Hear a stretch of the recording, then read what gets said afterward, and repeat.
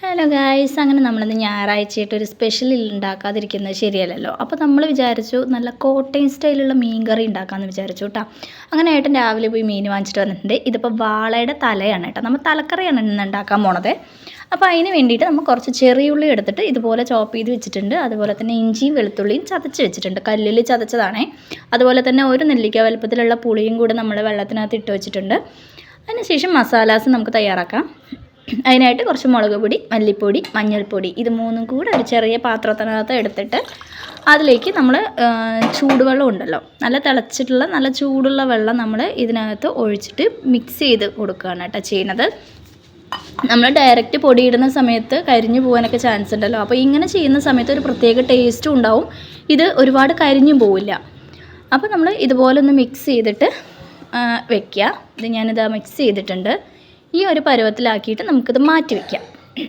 ഇനി അടുത്ത പരിപാടി എന്താണെന്ന് പറഞ്ഞാൽ പാൻ എടുക്കുക, അടുപ്പത്ത് വെക്കുക, അതിനകത്ത് കുറച്ച് വെളിച്ചെണ്ണ ഒഴിച്ചു കൊടുക്കുക. ശരിക്കും പറഞ്ഞാലുണ്ടല്ലോ ഇത് വെളിച്ചെണ്ണയിൽ ഉണ്ടാക്കണതാണ് കേട്ടോ കുറച്ചുകൂടെ ബെറ്റർ എന്നല്ല, കുറച്ചുകൂടി ടേസ്റ്റ് കൂടുതലായിരിക്കും. അപ്പോൾ അതിലേക്ക് നമ്മൾ കുറച്ച് ഉലുവ ചേർത്ത് കൊടുക്കുന്നുണ്ട് കേട്ടോ. പൊടിയുള്ളവർ ആ മസാലയിൽ തന്നെ പൊടി ഇട്ടിട്ട് മിക്സ് ചെയ്ത് കൊടുക്കാം. ഞാൻ പൊടി ഇല്ലാത്തതുകൊണ്ടാണ് കേട്ടോ ഇങ്ങനെ ചെയ്യുന്നത്. കുറച്ച് കടുക് കൂടി ഇട്ടിട്ടുണ്ട്. അപ്പോൾ ഇത് രണ്ടും പൊട്ടി വരുന്ന സമയത്ത് നമ്മുടെ വണ്ടിയൊക്കെ പോകുന്നുണ്ട് കേട്ടോ. നമ്മുടെ ചെറിയുള്ളി ഉണ്ടല്ലോ, ചെറിയുള്ളി ചോപ്പ് ചെയ്തത് നമ്മൾ എണ്ണയിലേക്ക് ഇട്ട് കൊടുക്കുക. നമ്മൾ വേറെ ഒരു സംഭവം ഇതിനകത്ത് ചേർക്കുന്നില്ല കേട്ടോ. കോട്ടയം സ്റ്റൈലാണ് ശരിക്കും, കോട്ടയം സ്റ്റൈൽ മക്കളെ.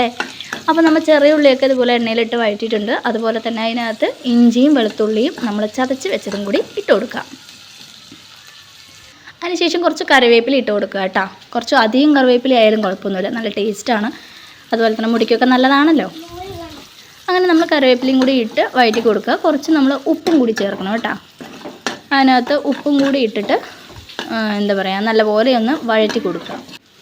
ഇതുപോലെ ആവുന്ന സമയത്ത് നമ്മുടെ മസാല കുട്ടന്മാരെ ഇതിനകത്ത് ചട്ടിക്കുക. അങ്ങനെ മസാലയും കൂടി ഇട്ടിട്ട് അതുപോലെ അങ്ങ് നല്ലപോലെ ഒന്ന് വഴറ്റി കൊടുക്കണേ. അപ്പോൾ മസാല എടുത്ത് വെച്ചിരിക്കുന്ന പാത്രത്തിൽ കുറച്ച് വെള്ളം കൂടി ഒഴിച്ചിട്ട് ഞാനത് ഈ ഒരു പരുവത്തിലാക്കിയിട്ട് വെച്ചിട്ടുണ്ട്. ഇത് നല്ലപോലെ ഒന്ന് വഴറ്റി എടുക്കണം. അപ്പോൾ ഇത് നല്ലപോലെ മൂത്ത് വരുന്ന സമയത്ത് ഇതുപോലെ മുകളിൽ എണ്ണ തെളിയും. ആ സമയത്ത് നമ്മുടെ പുളി വെള്ളം ഒഴിച്ച് കൊടുക്കുക കേട്ടോ. അതിന് പുളിയും കൂടി ഒഴിച്ചിട്ടൊന്ന് മിക്സ് ചെയ്ത് കൊടുക്കുക.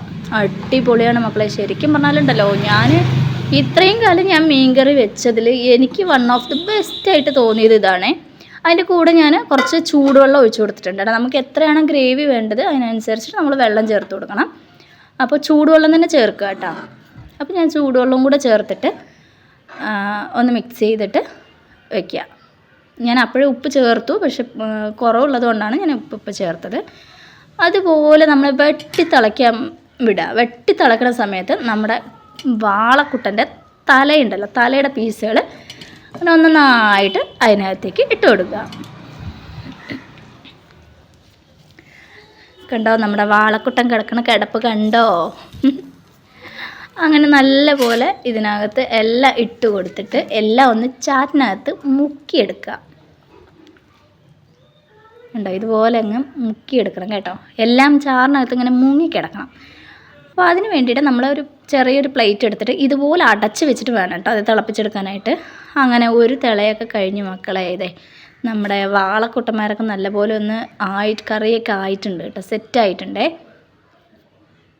കാണുമ്പോൾ മനസ്സിലാവുമല്ലോ അല്ലേ. അപ്പോൾ നമ്മുടെ കറി റെഡി മക്കളെ. അങ്ങനെ നമ്മുടെ കോട്ടയം സ്റ്റൈൽ മീൻ കറിയും മീൻ പൊരിച്ചതും എൻ്റെ പൊന്നോ